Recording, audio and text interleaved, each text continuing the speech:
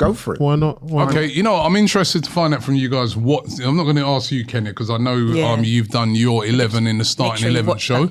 But let's get yours, Kwame. What's your 11 for the game? Obviously, David Raya in goal.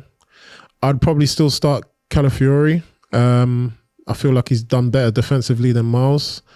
Put right back, I would start Timber, Hincapié and Mosquera go at the back. I'll go with Zubimendi and Rice. On the left is obviously where it changes. I would put Eze because I feel like Odegaard now, I think he's ready to come back into the team. So you put Odegaard with Eze on the left? Yeah, I'll put Eze on the left. I'll put Odegaard as well, midfield. On the right, I'll put Saka. Up top, I'd put Gyökeres. I'd definitely put Gyökeres because I just feel like just the time he needs to get his flow now, especially in these big games. He missed that chance in the game yesterday. Obviously, Timber took it off of his head, but he needs to get that confidence because we're going to need him for the Villa games and even the Champions League as well. So yeah, for me, Gyökeres goes up top. Left. You left for Eze? Yeah, left for Eze. All right. What about you, Laurie? Right, I'd be making a few changes. So obviously David Raya in goal. Right back, I'd introduce Ben White for this game. I'd give Timber a rest. He looks like one of the players that need a rest. If it's Mosquera, but if Saliba is ready, then I'd bring Saliba in. In Capier, I'd comfortable with him in the team. I'd keep Calafiori. Midfield now, as I said, I would play Norgard instead of Rice, Zubimendi and Odegaard.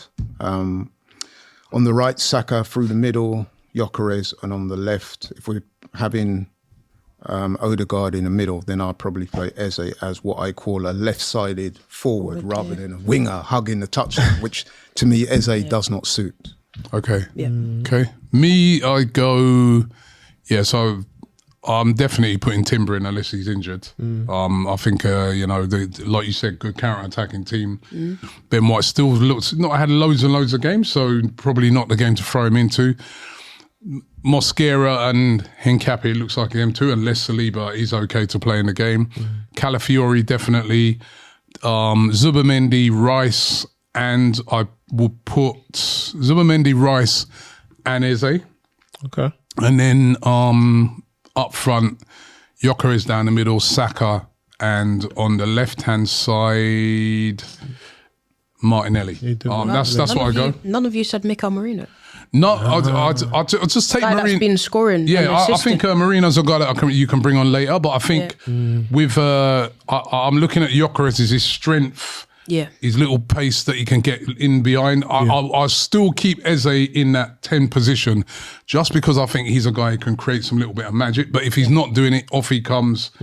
And I bring on Martin Odegaard. Odegaard looks really sharp when he came on yesterday. He did. Although his passing was still a little off. Yeah. So for me, I'd still be looking to start Eze. He scored a hat-trick in his last home game. He had an assist. I'm not really looking completely at that game against Chelsea at Stamford Bridge. I just feel that in a game that we know what's going to come in that game, tight, low block team. I think this is a sort of play games where you need it. Eze, like the Palace game, where he can unlock it, he can score goals on the edge of the box, he can create that little.